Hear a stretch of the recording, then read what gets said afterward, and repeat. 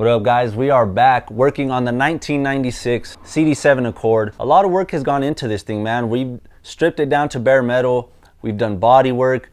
We sprayed pretty much the whole thing with epoxy now. We sprayed the door in the last video, the rear quarter, this hood, which looks amazing now, and the trunk that I got in the back. And for those of you still wondering what the epoxy is for, it pretty much serves as like the rust and corrosion protection for the bare metal. You can technically use filler over the bare metal, which is what a lot of people still do. But when you go to take it off later down the road, if something happens, like what they've been finding is that water goes underneath and they find rust under the filler. So nowadays people prefer to do the epoxy straight on the metal because you could always just body work over that, which is what we're about to do here on the roof. I think it might have got caught in like a hailstorm or something because there's like a bunch of dimples all over it. So what I'm gonna do is do a coat over the whole roof and then just pretty much block it by hand, and that should give us a pretty good result. But yeah, I really want this thing to come out good because it's kind of one of the first things that you look at when you look at a car. You know, the natural progression is to look at the hood, bumper, fenders, and then automatically you go to the roof. So we gotta make sure that we pay really close attention to the roof and make sure it comes out as good as possible. All right, now we just gotta push this thing out. That way we don't get the garage all dusty. Probably gonna be hard to move though because the fucking tires are low. Oh, I got no grip. Fuck. Ah, my shoes. Come on, baby.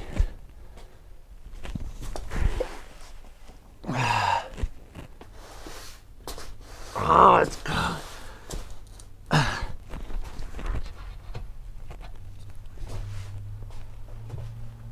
Ah, there you go.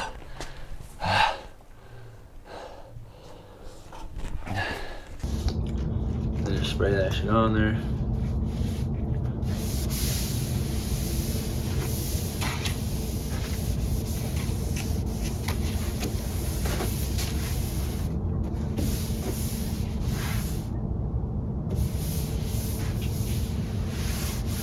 So I'm gonna start off using the 180 grit.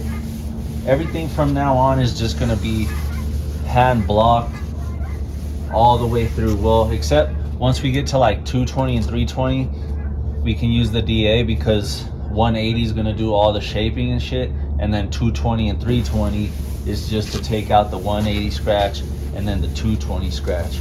But actually, we're gonna have to go up to 400 because from there, I think I'm gonna seal the whole car and then do base and clear. So we'll just have to go to 400 because if I don't seal it, then I'll have to go all the way to 600 to be able to just lay the color over this. But a sealer will just give us a way better uniform look and allow us to not use as much base coat, which is a lot more expensive.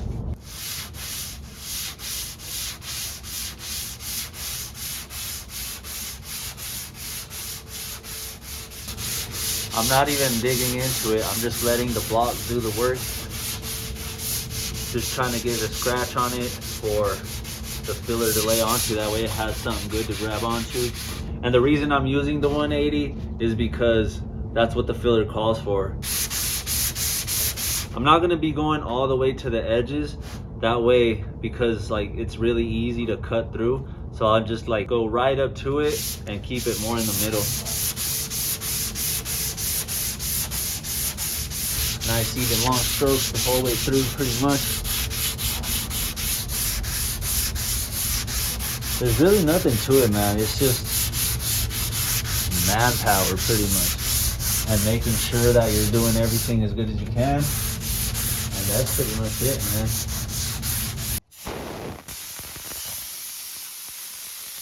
Damn, that gave us a pretty good scratch already though. See, and you could see it works as its own like guide coat because you can still see where all the spots are that we need to fill. I thought the epoxy was gonna be a lot harder to sand down, but the paper I was using yesterday still feels like new. That's tight. Again, I'm not pushing too hard. I don't wanna like go cut through to the metal, just enough to where it gives us a nice even scratch. Gotta get all up in these right here.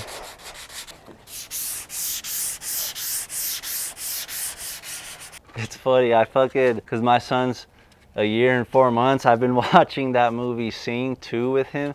That's a pretty good movie, actually. Like the songs, once like they're catchy once you start listening to them. But I got that pump up the jam, pump. And then oddly enough, fucking on TikTok, I was scrolling through and the original came up to like the lady singing it back. I don't even know. It looked like it was the 80s. So I saved it so I could show it to my lady. That shit was pretty funny. That always happens though when you talk about shit. It always ends up popping up on your phone. Hitting that, all I care to say, literally on the floor tonight, make it my day. Should be hitting, bro. And then the gorilla, when he finally builds up the courage, that's who kills that shit. Cause you're psyched. And then like his dance performance, the girl comes in and saves him too. And then it's funny because the one that always makes me laugh the most is the fucking the bull, because that fool goes in. I love that motherfucker's energy, bro, because he always goes in 100%. That shit's And then so the epoxy, it builds up a couple mils. It didn't build up as much as I could because I reduced it 10%, but either way, it builds a few mils. So, I mean, blocking this out will help a little bit, but the epoxy and high build primer will not fix bad bodywork. So you gotta have your shit on point. The high build primer is just to, you know, finish flattening it out, make sure there's no little waves going on, and just to fill in any like 320 scratches that you might have left behind. But yeah, epoxy or high build will not fix bad bodywork. Let me know in the comments how you guys are liking the extra angles, man, and the mic setup and everything. I think I'm pretty happy where it's at now. I just gotta wipe it off, and then I think we could start laying the filler over this. Yeah, it looks good, it looks even. I might just have to like scratch more into this one right here, but I think that's the deepest one right there. Let's just get that out the way real quick before I forget.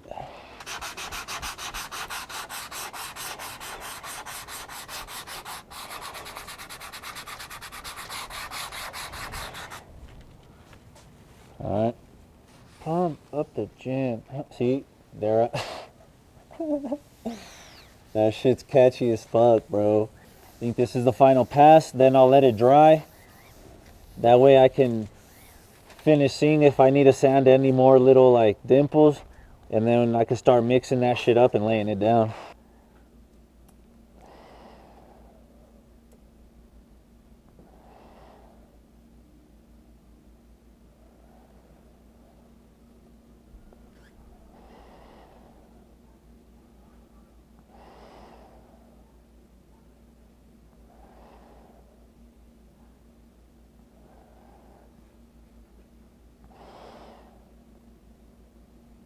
Now the hardener is just a little bit because you don't want to overdo this or else it'll sit way too fast.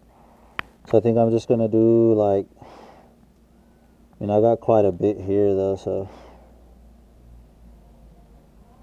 probably something like that. Now when you lay this down, there really is no way to fully avoid like the pinholes, but not pressing on it too much or mixing it too much, introducing a bunch of air will help, but regardless you will have some pinholes, and that's pretty much where the primer comes into play. It helps fill all that shit and just leave the surface ready to be like sanded, and then have the base and clear laid on top of it.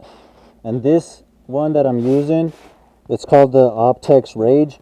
It turns like a different color once it's ready to be sanded, so that's cool. But fuck, it was expensive, man. Probably because it had just come out.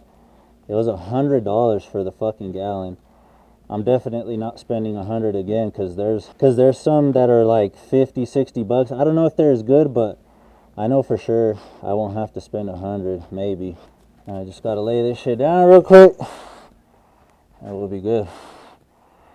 See, so that's why you want a big spreader, to be able to lay down along the whole surface, you know what I'm saying?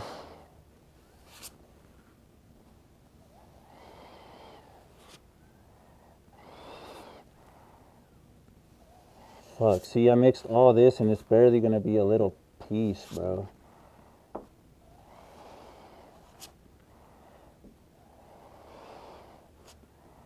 It's already starting to set a little bit. Fuck.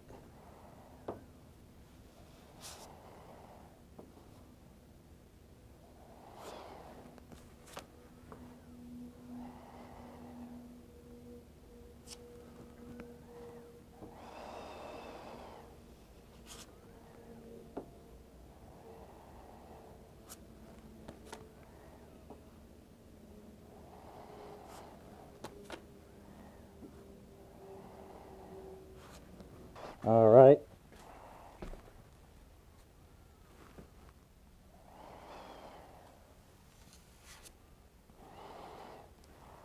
I don't know. I'm gonna for sure try a different filler, man. I don't like the way this one spreads, bro. It's like way too thick, even when I use less fucking hardener. It's weird.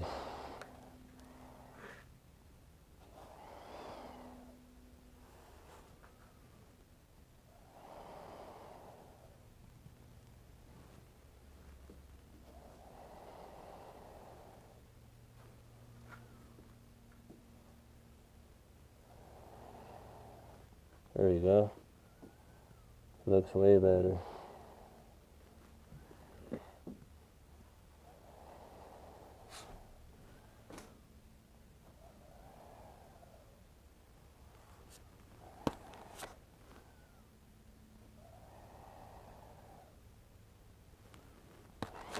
There we go. Way better.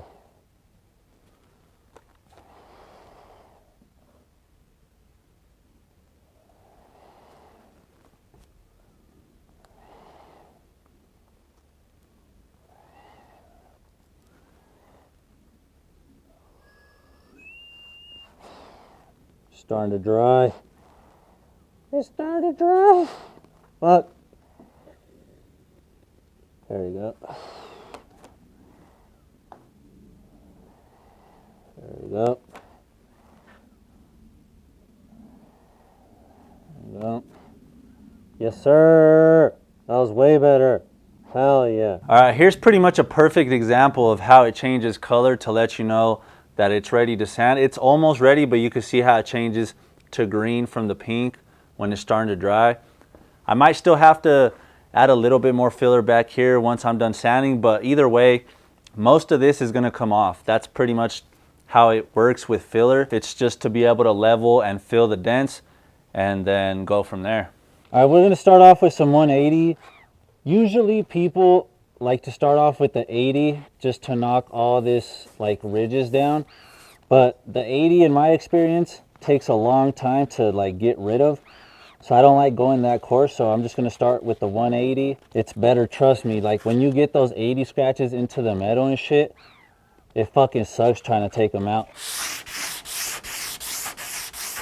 And the whole time we're just gonna be doing the crosshatch pattern, because that's the way to do it, and that's the way it's gonna come out nice.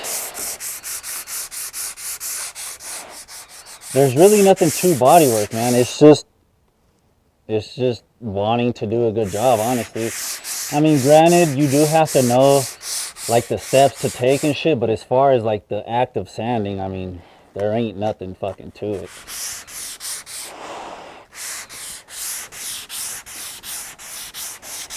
See, and if you notice too, I'm doing as long as strokes as I can. I'm not sitting here like this. Long strokes to make sure we can get it as even as possible.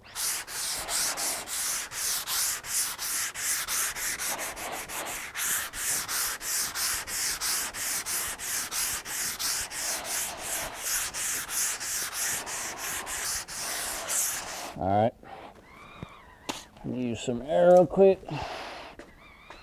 Dust this shit off.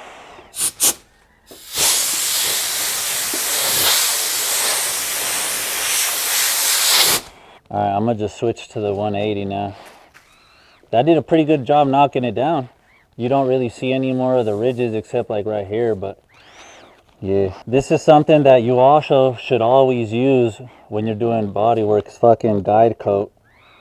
That way, So the guide coat, when you spray it, it goes into the scratches, and if you miss anything, you'll be able to see it. And you need to use guide coat because you don't want to fool yourself thinking that you are going to be able to catch it with just your eyes, because you're not going to be able to, man. So always use just a little bit of guide coat. You don't even need a lot. Try to stay away from the edges. You can also use regular paint, but that's going to clog up the sandpaper a lot more. This is guide coat is like specifically made to be used like this. And then not only will it show you the scratches, but if you have any low spots, the black will still be there because it's low, and it'll help you visualize where you still need to block it out. And I'm not pushing super hard, I'm just letting the fucking sandpaper do its job.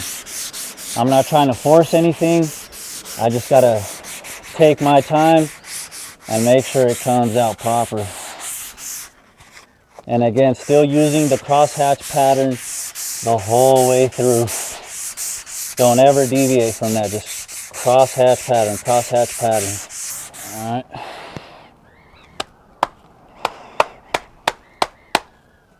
And that's another thing too, man. Body work, you're gonna be hella dusty all the time.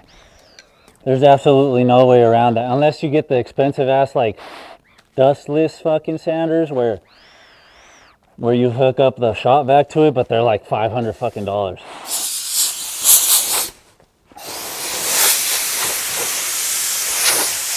This section right here is done though. That's how you can tell when it's feathered out like that. See how the edges right here are a little harsher than here? That's how you know you're done. And you don't want to go too far, like keep going here with the 180, because from here we still need to go 220, then 320 and 400. So we don't want to be taking way too much off. So once it's close to being where you want it, that's when you want to start switching grits. And then in these couple spots right here, I kind of blew through the epoxy. So, I mean, that's normal. Eventually I'll have to probably just spray it again over the top of this. But then from there, we'll be solid, man. All right, well, it's halfway done. It looks really good. The transitions feel bomb now. There's no like high spots sticking out. I did miss this big dimple here, which is probably the biggest one on the whole roof. So I'll go back over that with some glaze, but I'm gonna hop over to the other side and finish it out, man. All right, ladies and gentlemen, I went ahead and blocked this side too. Same thing, all by hand with the 180. It feels way better. The surface is smooth as hell. I do still need to fill that with glaze, but I decided to jump to the front here and start blocking this out by hand too. And you can tell how good the epoxy works as a guide coat. So we have these three right here that I need to fill. I think I might just use glaze on those. They're pretty small.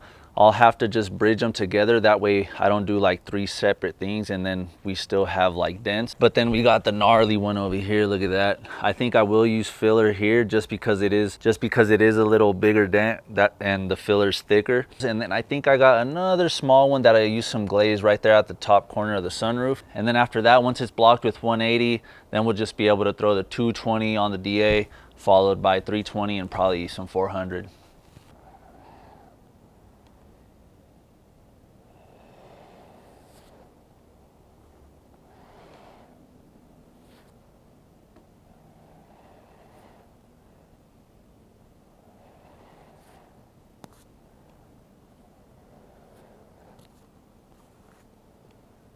See what I'm saying? This one's way more forgiving.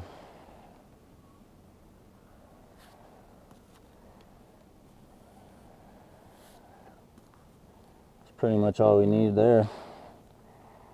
And right here.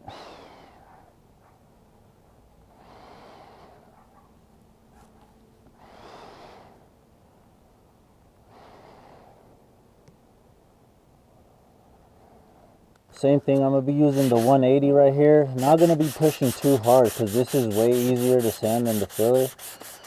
So just literally going to let it do its own thing.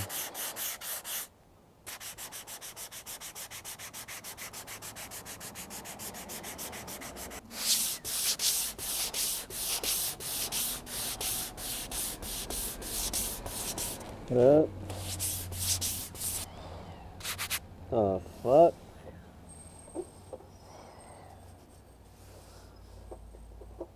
This shit's all like tacky for some reason.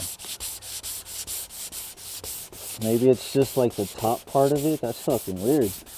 Never had that happen. It's like clogging up the paper really bad. Look at that. There we go. Just had to break through that like top. So it seems like it had gloss on it or some shit. Alright guys, I got the 220 on the DA, and this is pretty much the final steps now. After this, the 220s to get rid of the fucking 180 grit scratch, and then we'll use the 320 to get rid of the 220 scratch. I should actually spray some guide coat too. So right here for sure I want to use some fucking guide coat because we need to make sure we get rid of all that.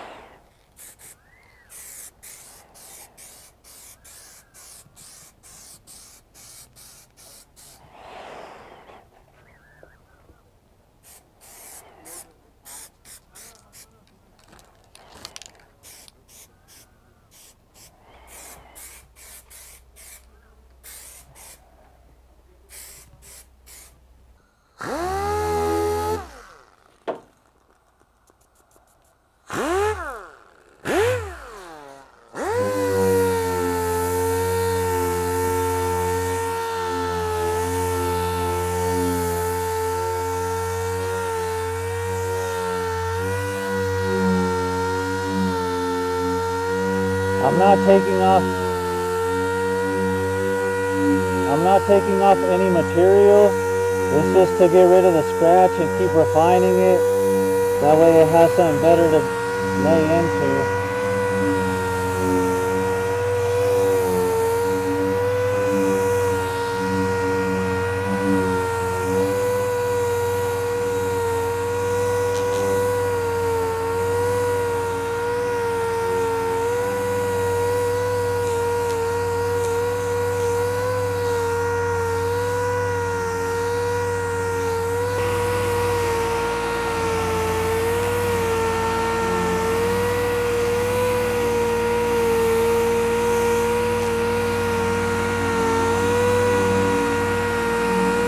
Oh, and another thing I forgot to mention, I have an interface pad on here. That way it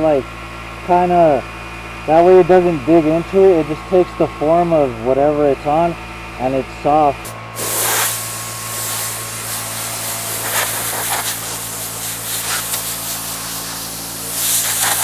See, and that's a perfect example of why we use guide coat, because I would never have been able to see all this. These are all still 180 scratches that we need to remove with the 220. Same with over there, all that black right there is still all 180 scratch. Up here looks pretty good though. This looks real good up here. Hell yeah. I still need a little bit more right there too.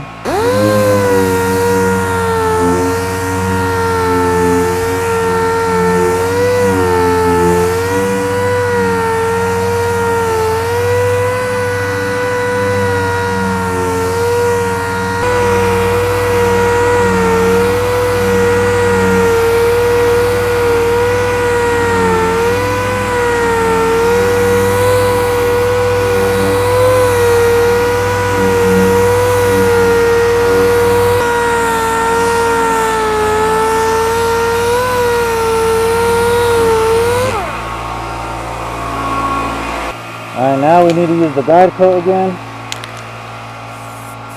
We're going to keep using this. Now though, it should be easier than the 180 to get out, just because the 180 is pretty fucking aggressive still. But alright, now we just got to bump it up to the 320, and that'll get us ready to lay the final coat of epoxy, man.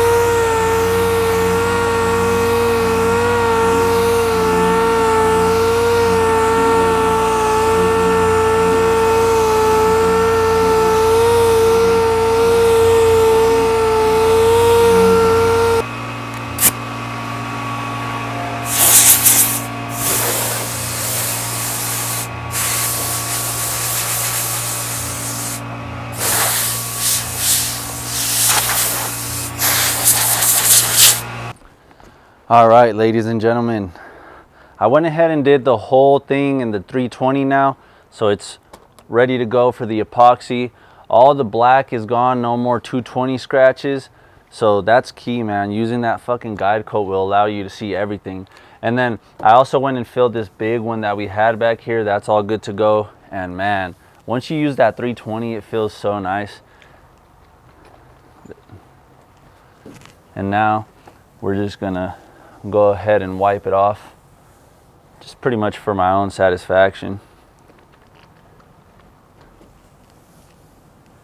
And that way we could really see it too. The sun's going down, so it'll give us a good angle to see how we're looking, but it feels so nice. I'm pretty proud of it. And even though, like, for the most part the roof was relatively straight, like just having to block it out, it just takes time, man. And wanting to get it right and not rushing shit.